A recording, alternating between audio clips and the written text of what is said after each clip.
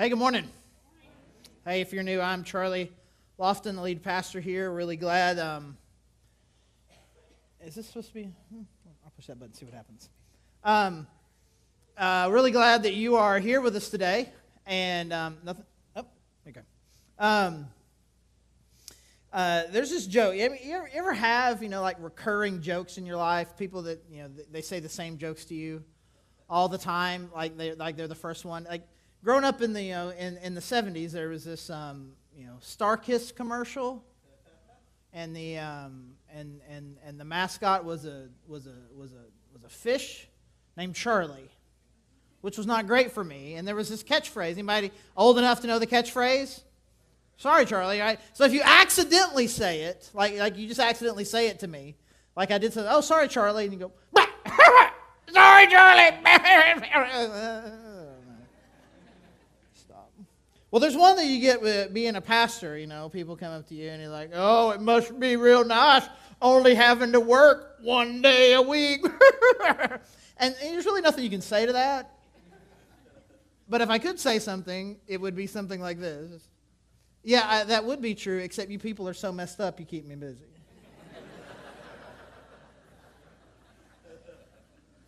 So think about that if you want to make that joke to me. That's what I'm thinking, even though I'm not saying it, right?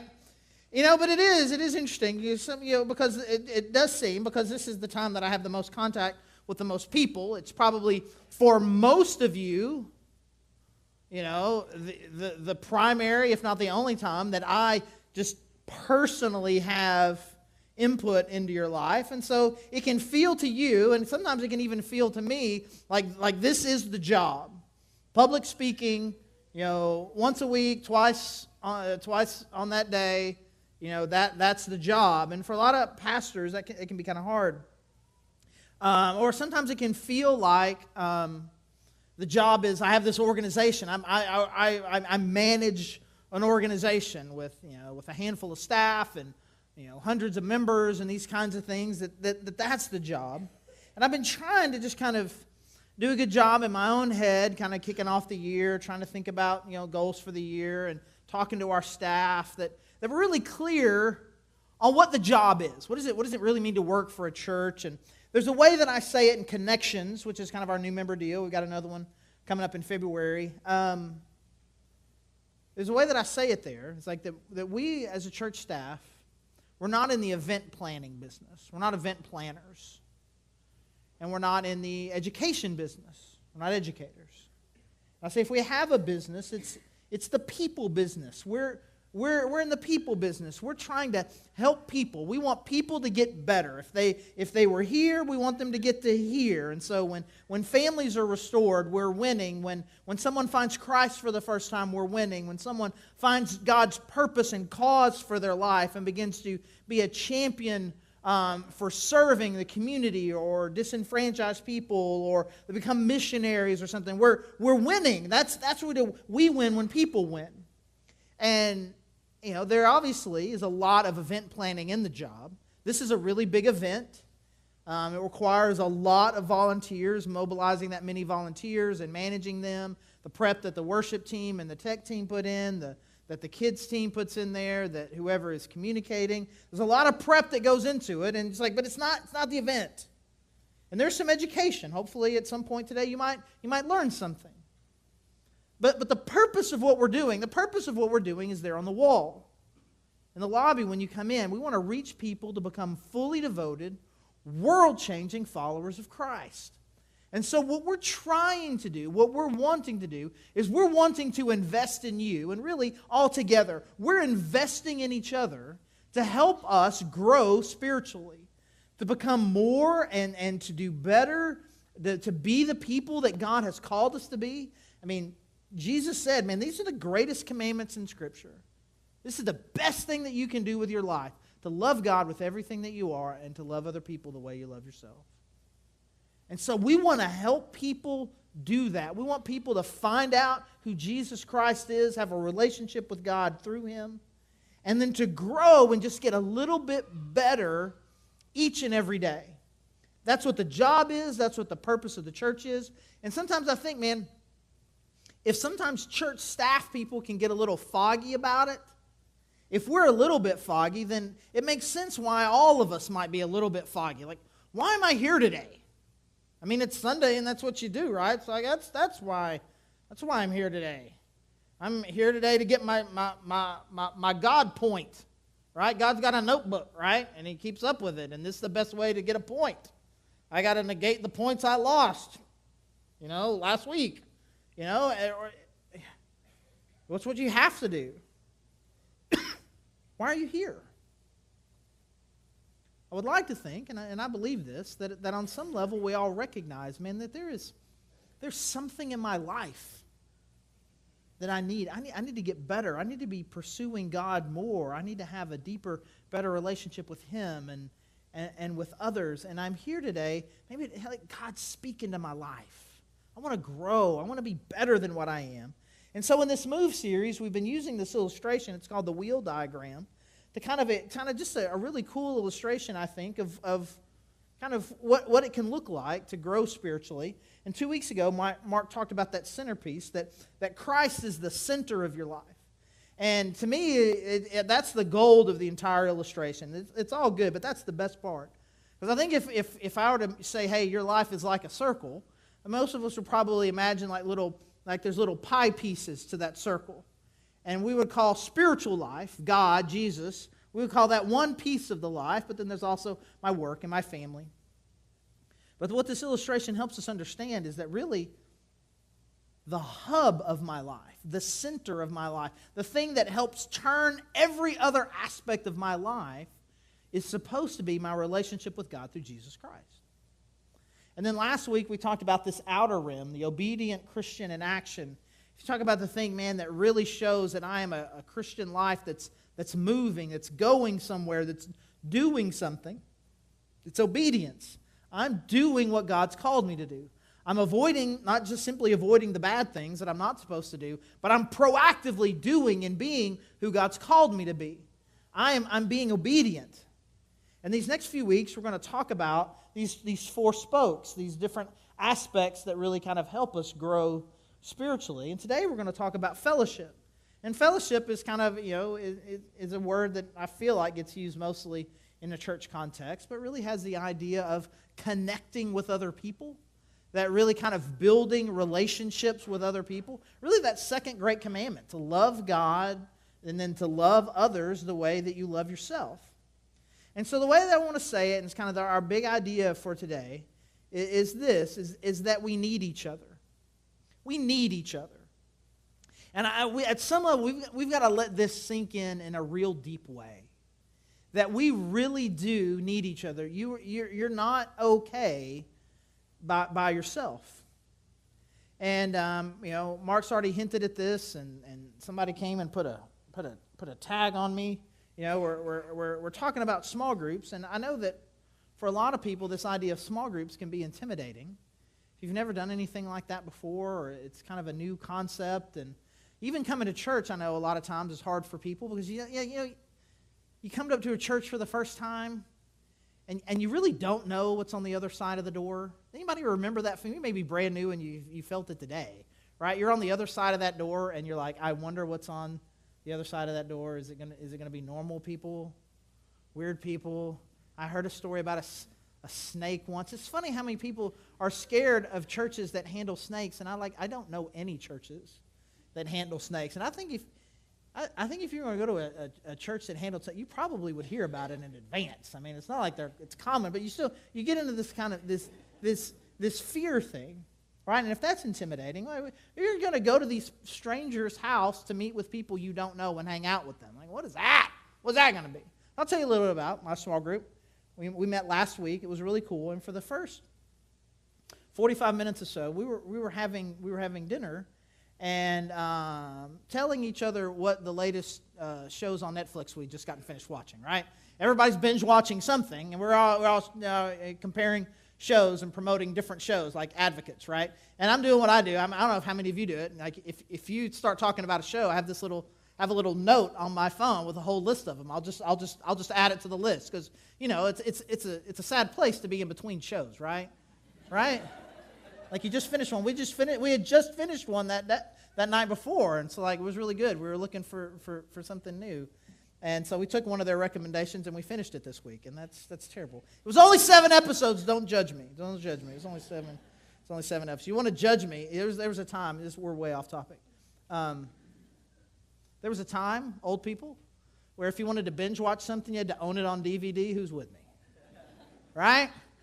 And we owned all the we bought all the DVDs for $24. Right? And we had kids at the time. We had like kids, like small kids, right? And we would stay up till 3 in the morning. It was just always like just one more. And when every episode's a cliffhanger, it just drives you crazy.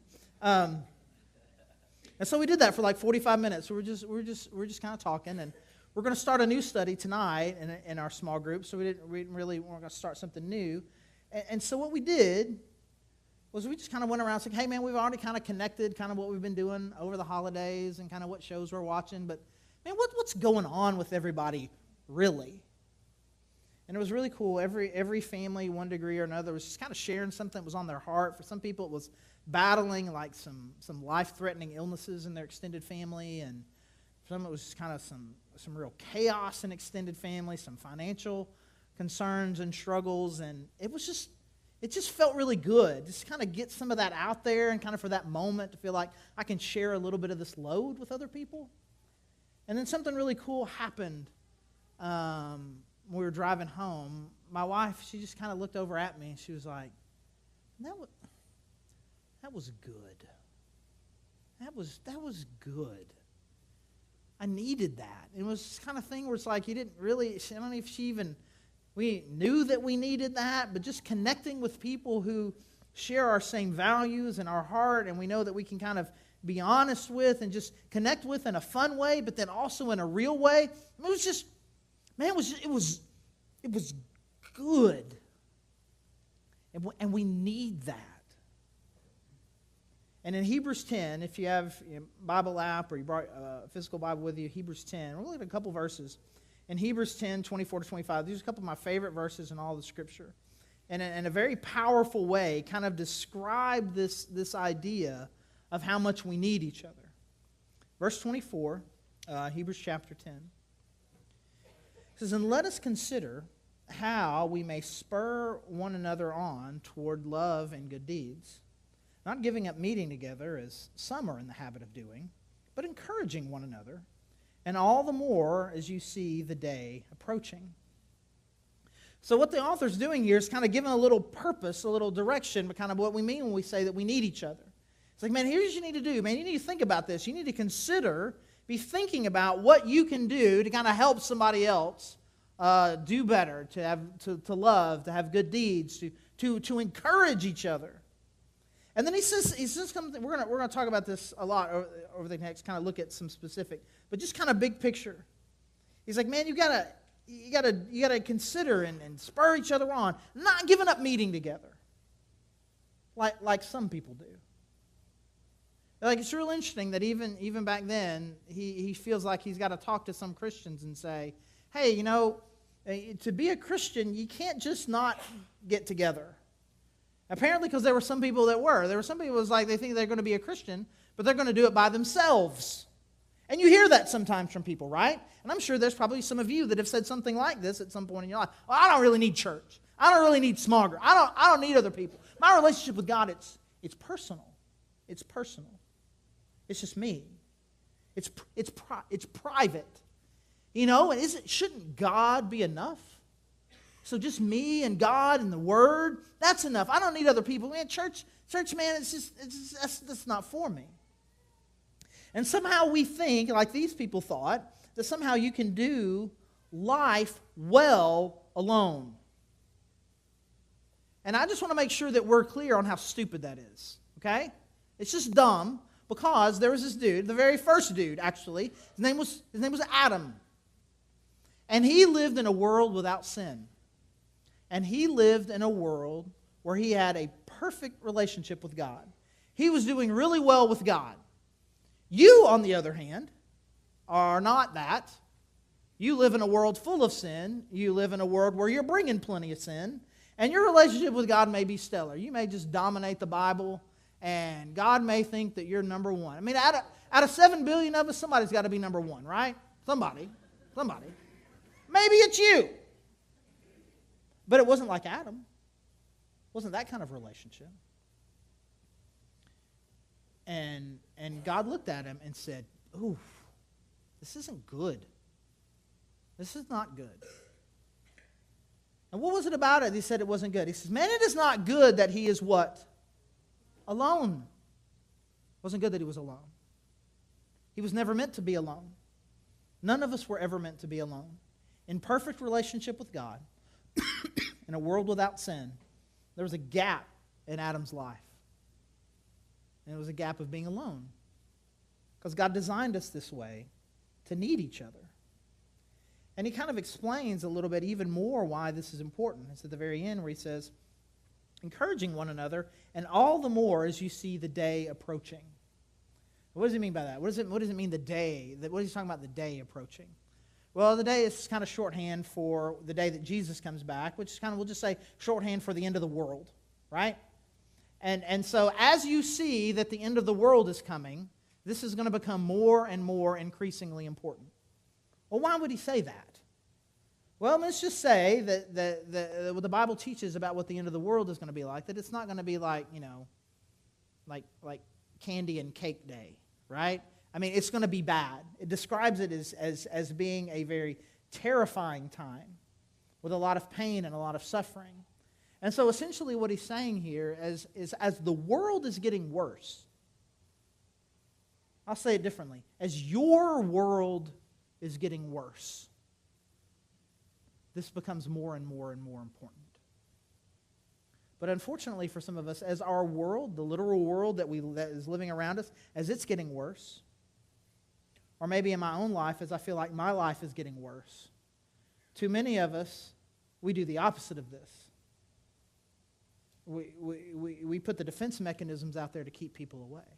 Some of us hide, and that's what I am. I hide.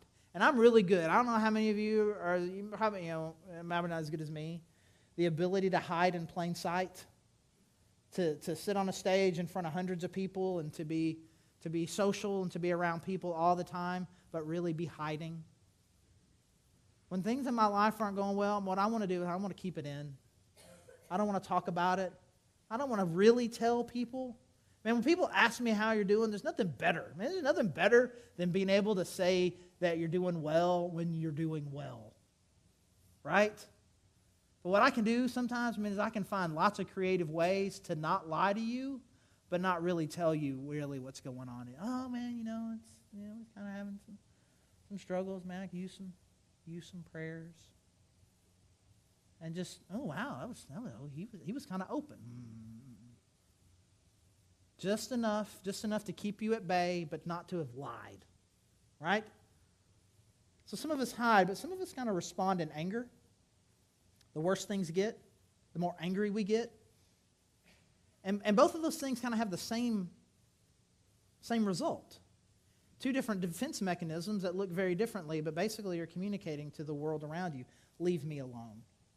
Get away from me. You don't get to come in. And it's unfortunate that the times when things are at their worst, we choose to isolate ourselves the most. Because what the author here is suggesting, which is actually a very powerful idea, the worse it gets, the more we need each other.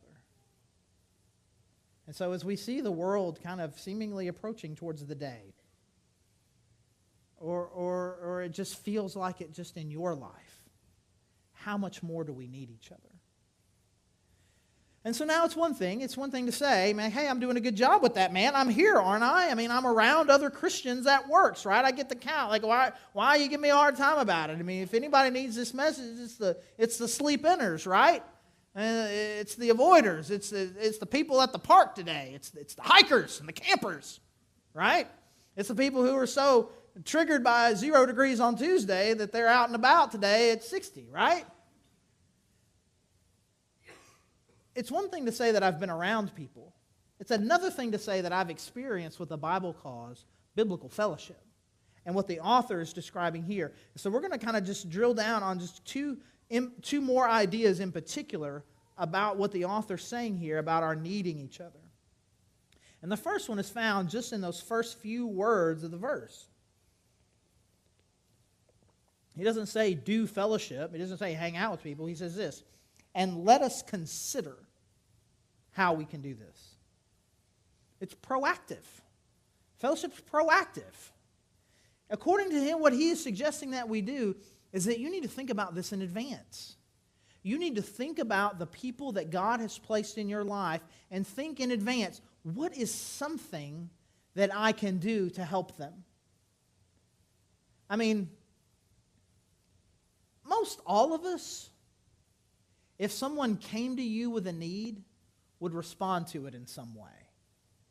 Hey, I need some help with this. Hey, oh, good luck with that. And you head to your car and leave. Hey, can you help me? Most people, we will react well if someone approaches us for help. But that's not what we encourage you to do. It's not saying, hey, meet needs as you become aware of them. Be sure to say yes to someone who asks. That's an important thing. And there are verses we could have looked at today that would have suggested that. But he's suggesting something very different than that. Something deeper. That before the need is met, you're already thinking about people. You're already thinking about the people that God has placed in your life and the role that you could play to proactively help them. I'm going to think about this in advance. These are the people that God has put in my life, and I want to think about how I can help them. These are the kind of people that we need to be, and these are the kinds of people that we need in our life. I need people in my life who care enough about me and care enough about my family to proactively think about what they can do to help me. That's what I need. And if we think about it, being here, I don't want you to lose the point. I don't want you to feel like you didn't get the point. You get the point for being here today. Right? You get the point. Right? You get the point. I'll give you double points today just for fun. Write it down in your notebook. The church, man, it's proactive. We have thought about this. This sermon I didn't come up with it today. I didn't ask anybody in the lobby, like, hey, man, what you think we should talk about today? Maybe someday we'll do that. Maybe someday we'll come here, I won't prep anything and be like, hey, so what you guys will talk about? You got any questions? And it'll be a disaster, and I would never do it again. Because the person who's bold enough to ask a question in a group this large is probably the kind of person be scared to listen to their question. Who knows? It could be awesome. So I know some churches that have done that, and maybe someday we'll do. Kind of open mic Q&A. I actually love stuff like that. People, especially people when they try to trip me up, I'll try to ask them a question I don't know the answer to, and it's fun. But what we do is we're proactive.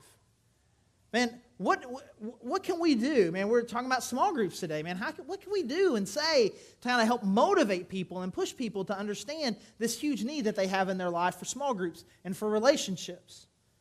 And so I thought about that all week as we're kind of getting ready for this. And even this series, which was discussed about, we're going to do this series, kind of this spiritual growth type series. We talked about it months ago, we decided this. And Mark and I have been proactively planning this series for a while. The worship is that way. The kids is that way. I mean, this is planned. It's proactive. We're thinking about you in particular. What do you guys as a group, what do you need? Well, small groups are even better at that. Because instead of hundreds of people, it's, 6 to 12 people. What do these 6 to 12 people need to grow in their relationships with God? And to be able to have a group like that where there are people proactively thinking about the things that you need, that's great. You need to be a part of that. Which is also why we've been encouraging over these last few weeks, even smaller groups than the small groups, kind of discipleship-focused groups. Groups of 2 or 3 people getting together. Or even on a more personal, intimate level. You've got someone or a couple of someones in your life where you're talking to each other specifically and thinking about what is it that you specifically need to grow in your relationship with God. It's deeper and better than that. So at each one of these, it becomes more proactive. It becomes more personalized. And so coming to church is great. And you kind of get this broad sense of what we as a whole, as God's people, need to be doing and being. But the more intimate and personalized the environment, the more really this kind of proactive growth can happen. And so I encourage you, you get the point for coming, but let's go to that next place. And so that next place would be, if you're not in a small group, to get into a small group. If you're in a small group, maybe to find some people in your life, even within that small group, a smaller group of people that can kind of help you, even in a more personal, intimate, proactive way. And so this fellowship is talking about, it's more than just kind of reacting to people having issues. It's not just social, it's proactive. Well, proactive in what? Well, we'll say it this way. Fellowship is proactive, but it's also intentional. It's intentional. I mean, you can say, I'm a social person. I've got friends. I've got people. And I'm proactive with them. I'm looking for opportunities to connect with them. And I've got a group of guys that I connect with a lot, very proactive with. There's a group text. There's a group text that we have where we're all Razorback fans and a little bit cranky. It's actually called the Razorback Rant Fest, and it's become legendary in a smaller group of people of just kind of a free space to kind of let energy and emotion out, especially in the middle of a game, right? And it's good, and it's proactive. I'm always seeking these people out as I'm feeling things, right? And it's good. But, I mean, well, it's not great. I mean, it's not the best. It's like it's social. It's proactive, but it's not what this is talking about. You may have a good group of friends that you spend time with around a certain hobby or a certain common interest. But he's talking about something else. Let's consider how we can spur one another on toward love and good deeds. That the things that I'm saying and the things that I'm doing, I'm trying to figure out the kinds of relationships that I have. Man, we're going to make each other better. You're going to be more loving. You're going to do better. You're going to encourage each other. You're going to do good things. You're going to love deeper and love better. That it's intentional. It's got a real purpose to it. It's not just social. It's not just connection. And it's not just proactive. It's intending to make you better. And the way that I've thought about this for a while is what we need in our lives are more friends and fewer buddies. You think, well, what do you mean by that? Well, there's a difference between a friend and a buddy. So let's just imagine hypothetically. Of course, this would be true of none of us. We've already gotten our points, right? It'd be true that we did something bad last night. You did something bad. You did something stupid, and it hurt you. And it hurt other people. And you share that with a buddy. Oh, man, you won't believe what I did last night. What? Blah, blah, blah, blah, blah. Me too. Right? And you can just kind of laugh about the fact that you're both really stupid. And it's good to have a buddy, I guess. He don't judge me. Can we just be honest? Man, sometimes you need a little bit of judging. Right? You need a friend. Man, you will not believe what I did last night. What'd you do? Oh, I did this. That was stupid. Why would you do that? And what can we do to make sure that doesn't happen again? You're ruining your life and damaging your relationships. You can't do that. You have to stop. And I'm going to be here every step of the way, but we got to figure out a way. Well, what kind of plan? We need to come up with a plan to protect you from yourself. I can't let you. A friend cannot let a friend continue to do something stupid that is hurting himself and hurting other people. So we need to consider how to spur one another on, not towards kindness and happiness and coddling and appeasing, but to help each other become better. And so obviously that calls for gentleness, that calls for grace, it calls for compassion. We don't want to jump to some other extreme. But at the same time, the kinds of relationships that we're talking about is the kind of relationship, when you think about it, man, I'm a better person when I am with them. So anytime I think about this idea, I tell you, I probably have told this story 100 times over the last 20 plus years. And I just can't help but tell it because it was just so impactful in my life. And it's about my friend. His name's Stuart. I had been married for about a year. I've been married for about a year, and I'm just telling you, I'm not trying to exaggerate. I'm not trying to do something for, so it'll sound good in a story. Man, I was failing in just about every way possible someone could fail. I was failing as a husband. We were fighting all the time. Just angry, yelling till late hours. I was failing in my job. I was hiding. I was hiding from my responsibilities, doing the least I could do, and just scared to death. Scared to death of a job. Scared. I didn't know how to manage our finances. And at the same time, my personal life, and I was struggling. There were some secret sins that I had that were just eating me up on the inside. I was doing all the right things. I was going to church. I got that point. I was in a small group. I got that point. But I wasn't doing well. And there was this guy. His name was Stuart. I could tell he was about 4 or 5 years older than me. They just had their first kid. And I just asked him. I was like, man, I need to talk to somebody. Could you and I just have lunch? And we had lunch, and I just kind of opened up myself to him, and we made a decision that we were just going to meet every week. And we had this list of questions that we were just going to ask each other and talk about every week. I was talking about my marriage, talking to him about my job. He was talking to him about his stuff, and we were just talking. And every week it was the same deal. I would have lunch with him. I would come home later that day, and Heidi would be like, "Did you have lunch with Stuart today?" "Yeah." "So what'd y'all talk about?" I'm like, "You're talking about me, aren't you?" But you can't betray that. So you say nothing. Next week, same thing. Next week, same thing. What'd you talk about? And finally she said, Leanne's his wife. She and I talked. We know y'all are talking about us.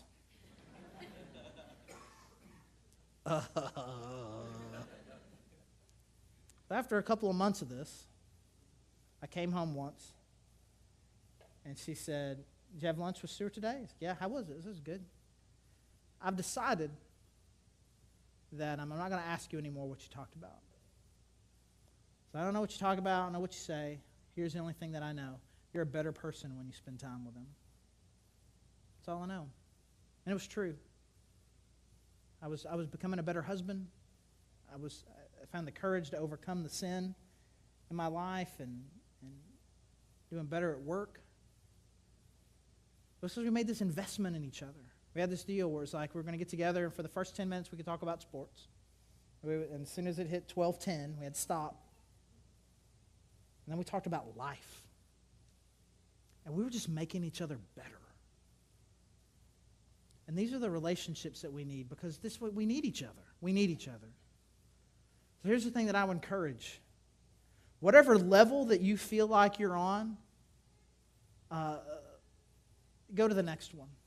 If you're here, great. There's opportunities to connect in small group. You need to do that when you head out of here.